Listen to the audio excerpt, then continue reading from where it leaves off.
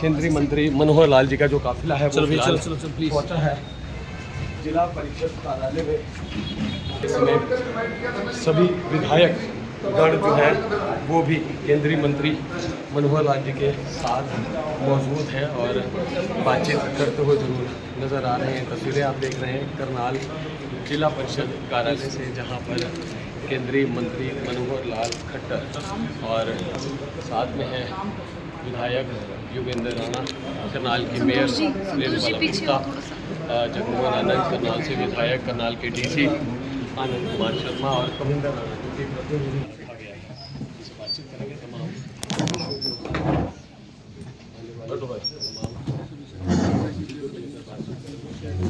आ रही हैं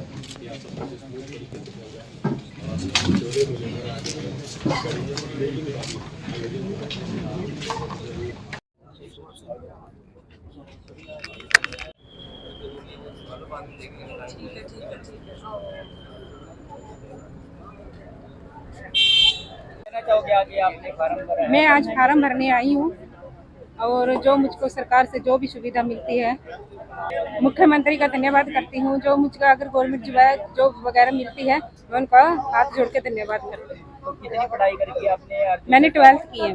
तो आज ये कैंप लग रहा है, इसके बारे में क्या कहना चाहोगे? वैसे तो बहुत सुविधा की है उन्होंने, बहुत अच्छा किया ताकि गरीब बंदों को ये सुविधा मिल चुके उनके। और बाकी जो मतलब कि जो सुविधाएं हैं उनके लिए, जो गरीब है उनको लिए लोन वगैरह का सब वो सब्सिडी वगैरह सब चीज़ दी जा रही है। क्या नाम है? हाँ जी, मेरा नाम शीला है। और हमारा प्रोजेक्ट है वो है क्रिसिल फाउंडेशन और रिजर्व बैंक द्वारा चलाया गया है। तो इसमें हमारा काम रहता है, जैसे मैं CFL सेंटर करनाल से हूँ एज ए सेंटर मैनेजर। मेरे पास 3 ब्लॉक है एडिशनल में, गरोंडा और इंद्री। मेरा जो अपना वर्किंग ब्लॉक है वो करनाल है। हमारा काम रहता है इसमें सेंटर फॉर फाइनेंशियल लिटरेसी, मतलब गांव-गांव में जाकर लोगों को इकट्ठा करके सरपंच के द्वारा या फिर आंगनबाड़ी वर्कर या कुछ मतलब इकट्ठा करके उनको बैंक की जितनी भी स्कीम्स है उनके बारे में उनको अवेयर करना। जैसे जिस स्कीम के लिए जो मेंबर एलिजिबल हैं उनको वो स्कीम प्रोवाइड करवाना। मतलब ये है कि जो मेंबर अभी बैंक तक नहीं पहुंचे या स्कीम उन तक नहीं आई है तो बैंक और गांववासी हैं जो उनके बीच की कड़ी का काम हम करते हैं, जिससे जो भी परिवार है, गरीब परिवार है, जो गांव के लोग हैं, वो बैंक की जो स्कीम है उसका लाभ उठा सके। हाँ जी, थैंक यू। मंजू पांचाल। हमारे पास इंक्यूबेटर योजना और एक स्टार्टअप योजना है कि अगर कोई भी नया काम शुरू करते हैं और उसमें कुछ इनोवेशन है तो हम स्टार्टअप योजना के तहत उनको लाभ देते हैं।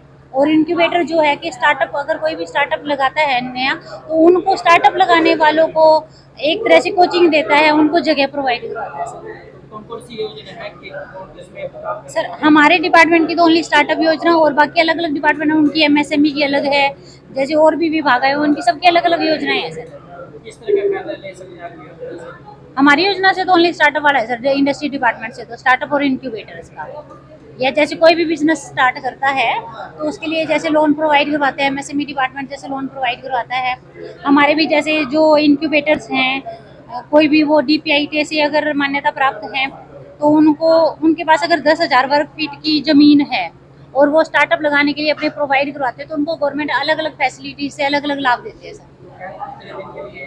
हाँ जी सर, जो कैंप लगा कितने दिन के लिए है? ये सर ये तो DC ऑफिस ने अभी हमें बताया है। मेरा नाम शालू है सर, आई हूँ मैं DIC ऑफिस करनाल से। है कि अधिकारी थे और मीटिंग में क्या चर्चा की गई है? मित्रों, हर मेरे ट्रिप में हम कुछ ना कुछ जो प्रोजेक्ट्स लगातार चला रखे होते हैं उनको रिवाइज करते हैं। विशेष तौर पर ग्रामीण क्षेत्र का में महीने में एक बार जो प्रोजेक्ट्स हैं वो किस स्थिति में पहुंचे उसका रिवीजन, जहां कोई कमी है, कुछ लोकल लेवल पर कमियां हैं तो वो ठीक हो जाती हैं। कुछ इश्यूज ऐसे होते हैं जहां, क्योंकि यहाँ सारे प्रोजेक्ट एडमिनिस्ट्रेटिव अप्रूवल के लिए भेजे जाते हैं प्रदेश में, कुछ वहाँ देरी होती है तो उसकी जाकर मैं प्रदेश के लोगों से भी बातचीत करता हूँ। लेकिन पिछले 6 महीने में मैं कहूँ कि गांव के जितने भी हमने 9 काम पकड़े थे उसमें काफ़ी अच्छी प्रगति है। आज जो ध्यान में आया है, बहुत कम ऐसे विषय रह गए जिसको स्टार्ट नहीं कर पाए हैं। स्टार्ट ना करने वालों में मुख्य रूप से गांव के अंदर जहाँ ज़मीन नहीं होती प्रोजेक्ट के लिए, मानो पार्क का व्यायामशाला है उसके लिए ज़मीन चाहिए, कहीं लाइब्रेरी है उसके लिए कोई स्थान चाहिए, जहाँ कहीं ग्राम सचिवालय बनाना है उसके लिए ज़मीन चाहिए, तो ऐसे कुछ कामों के कारण से तो काम रुकते हैं। अन्यथा पैसे के कारण से, बजट के कारण से कुछ चीज़ रुकती नहीं है। उस बजट में प्रदेश सरकार का बजट हर विभाग का अपना होता है, वो भी पूरा लगता है। जहाँ कहीं लोकल अपने पंचायत का, पंचायत समिति का अथवा जिला परिषद का बजट होता है उसमें लगाया जाता है। और इन सब बातों को लेकर के अच्छी प्रोग्रेस हुई है। मुझे लगता है कि इस वर्ष के अंत तक जो 9 काम हमारे हैं वो सारे के सारे कंप्लीट होंगे, ऐसा मैं मानता हूँ। स्टूडेंट्स का आंदोलन खत्म हो गया है, क्या कुछ युवाओं को मैसेज देना चाहेंगे? ये बात तो कल हो चुकी है हमारी, लेकिन फिर भी आपने पूछा है तो मेरा तो यही कहना है कि युवाओं को अपनी पूरी शक्ति, पूरी ताकत, पूरी अपनी कंसंट्रेशन अपनी पढ़ाई में लगानी चाहिए। जिन्होंने पढ़ाई पूरी करके अपने आगे फ्यूचर के लिए अपना कोई एग्ज़ाम देना होता है, कोई अपने करियर को आगे बढ़ाना होता है, तो उसमें एकाग्रता से मेहनत करें, आगे बढ़ें। और जिस प्रकार के ऐसे कार्यक्रमों के कारण से समय ज़्यादा खर्च होता है, उसमें तकलीफ कठिनाई उनको भी होती है। युवा हमारे देश की भविष्य के नाते से एक लीडरशिप हमारी है, भविष्य निर्माता है, इसलिए कंसंट्रेट करके आगे बढ़ें, यही मेरी उनसे कांग्रेस इस मुद्दे को बना रही है और उनका कहना है कि प्रधानमंत्री जी को माफी मांगनी चाहिए और इस सरकार को हटाने का वक्त आ गया, ऐसा राहुल गांधी का कहना है। मेरा कहना है कि हर विषय में से राजनीति करने की जो आदत है कांग्रेस को तो बहुत ही ज़्यादा है, अन्य कुछ दलों को भी है।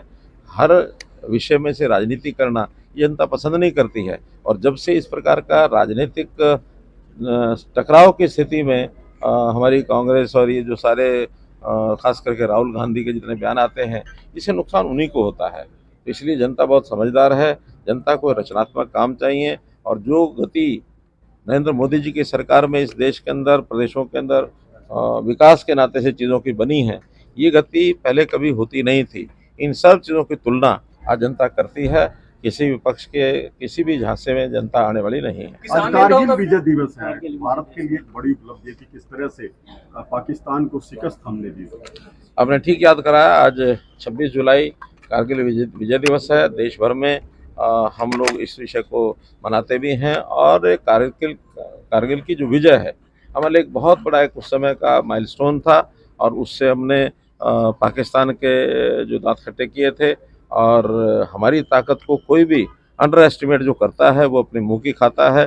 तो ऐसे विषयों के ऐसे अवसरों पर हम देश की जनता को भी, हमारे देश की जो सेनाएं हैं उनको भी मजबूती से आगे रहने के लिए जो आह्वान करते हैं, मैं उनको बधाई भी देता हूं कि बहुत मजबूती से अपने देश की सुरक्षा के लिए सब लोग लगे हुए हैं। कारगिल विजय दिवस के ऊपर मैं सभी को शुभकामनाएं देता हूं। संसद में कल विधेयक बिल पास होना है, किस तरह देखते हैं, क्या कुछ कहना चाहिए जो पेपर लीक मामले? कल जब आएगा उसके बाद ही तो कहेंगे, कल की बात आज कैसे कहेंगे? सर, प्रहलाद जोशी को बना दिया गया है शिक्षा मंत्री। फिलहाल आप उनके साथ काम करते हैं, आपका संसद में रहना रहता है, तो किस तरीके से देखते हैं? बहुत ही हमारे ये सुलझे हुए नेता हैं, मंत्री हैं, वर्षों से मंत्री चले आ रहे हैं। बल्कि मेरा उनका संबंध तो इसलिए भी है कि वो MNRE का काम भी देखते हैं, जो रीन्यूएबल एनर्जी है उसका काम भी प्रहलाद जोशी देखते हैं, फूड एंड सप्लाई का काम देखते हैं। एक अतिरिक्त चार्ज उनको दिया गया है, तो स्थायी चार्ज अभी नहीं है, आगे चल करके स्थायी चार्ज प्रधानमंत्री जी इसको देंगे। उसके बाद सब किसानों ने चेतावनी दे रखी है कि वो दोबारा से जो है किसान आंदोलन कर सकते हैं। उनको मैसेज देना चाहेंगे भारत ट्रेड डील के मुद्दे पर, अमेरिका से जो ट्रेड डील हुई है? देखिए, बहुत से वर्ग ऐसे हैं जो चीज़ों को समझने के बजाय इस प्रकार के आह्वान जल्दी कर देते हैं।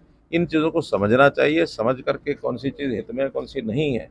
किसान विशेष तौर पर हमारा बहुत जल्दी दूसरे कुछ लोग जो बोलते हैं उनके भाव से प्रभावित होकर के आगे बढ़ जाते हैं। बाद में लगता है कि ये शायद चीज़ ठीक थी कि नहीं थी, बाद में विचार करते हैं। ऐसे पहले भी कई अनुभव आए हैं। आज भी मेरी किसानों से अपील है कि पहले चीज़ों को समझें। आखिर विश्वव्यापी जो फैसले होते हैं वो बिना किसी के हित के नहीं होते, हर एक का हित ध्यान में रखा जाता है। किसानों का भी हित इसमें है, कंज्यूमर का भी हित है, देश की आर्थिक स्थिति का भी हित है। सब चीज़ों का ध्यान में रख करके ही ये जो ट्रेड एग्रीमेंट होते हैं इसका ज़रूर उनको अध्ययन करके ही आगे बढ़ना चाहिए, उसके बिना नहीं बढ़ना चाहिए। धन्यवाद।